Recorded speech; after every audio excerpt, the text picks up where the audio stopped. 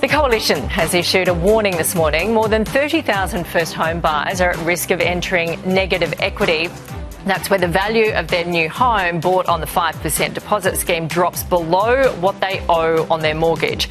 It comes after national home values fell again for July, with fears the market could plunge by as much as 10%. The government says its budget tax changes are not solely to blame for the housing downturn. For their take, let's bring in 2GB presenter James Willis and Cheek Media CEO Hannah Ferguson. Morning to both of you.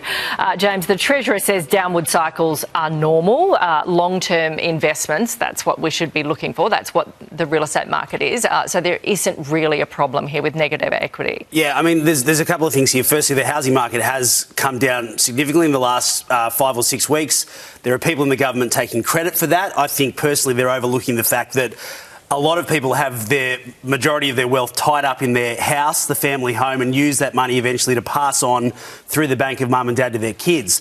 On the 5% deposit scheme, I think it started off with really good intentions, but part of the problem is that the government has turbocharged it in the last 12 months, removed the income cap, which was $200,000 per couple, allowed permanent residents to take part in it as well. And so you've got a distorted set of numbers, but there are certainly people now, Nat, that bought a house with a 5% deposit, meaning the bank owns 95%, that are finding themselves in negative equity, which is not the end of the world, but it just means that for now you're in a very tricky situation where if you had to sell your house, you could be in big trouble. Yeah, so Hannah, the 5% plan brought all these new people into the market who otherwise probably couldn't have afforded to buy a house.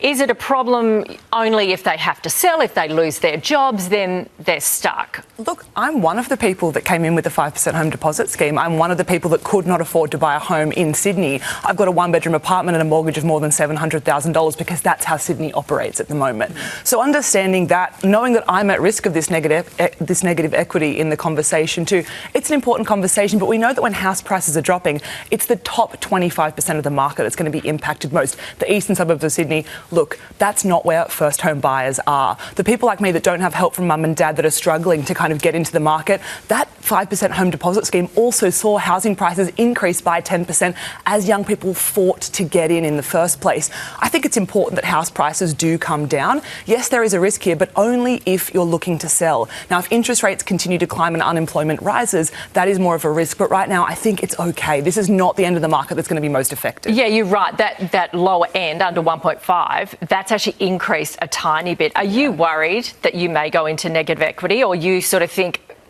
I'll ride it out? Look, we may go into negative equity, but I will ride it out. I think that we are in a position now where most people will not be affected again if interest rates continue to rise, if unemployment rises. Yes, that's a different conversation, but I think this is fear-mongering too from the Coalition when it's actually the top 25%, the wealthiest in society, that are probably going to feel this first. Yeah, I don't agree with all of that, and I think this is a policy that had very good intentions, but the question is, should it be means tested? And it used to be means tested.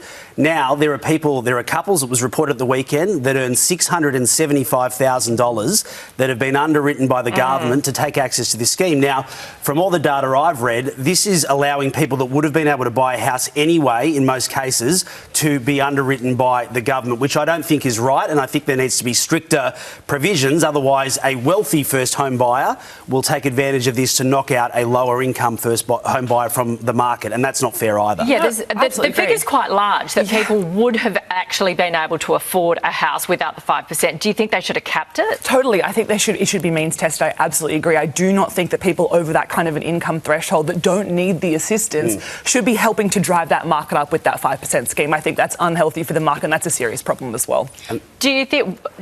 You said before that the government is taking credit that the market's going down. Have you heard? I've been trying to get a politician to say that. Not many of them are saying that it's good that the market's going down. I'm not talking. There's Labor MPs that on their social media are saying this is great. We've got young people into the market and sort of cherry picking examples from across the weekend. Now, at the same time, there's a majority of people listening to us now that have their wealth tied up in their home, that borrow against their home or, use money through their home to give to their kids, are suddenly worried.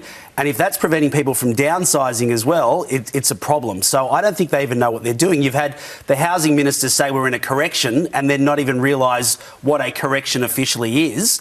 We had another minister yesterday not understand what negative equity is. So I don't think they know what they're doing on this front. Is that collateral damage, Hannah, people who have had houses for decades and their house prices are going down. Look, I think we need to have a serious conversation in this country about the affordability of housing. We have young people like me right now who cannot break into the market. We know that so many parents who are in a more comfortable position in Australia want fair outcomes for their future grandchildren too. And right now, that isn't achievable, especially in Sydney and Melbourne. So I think we need to have a conversation about what falling house prices mean in the context of the last 30 years. It's still an incredibly inflated and distorted market. And I think this fear-mongering is not helping the conversation around what is a healthy house price and what is a healthy growth rate too. And the majority of people that are buying, or young first home buyers, are unable to buy the majority of the housing stock as well. So the only way you can get yourself out of it is to build and build and build and reduce the gap between wages and houses, which has been growing every year and has over the last 20 years. Yep.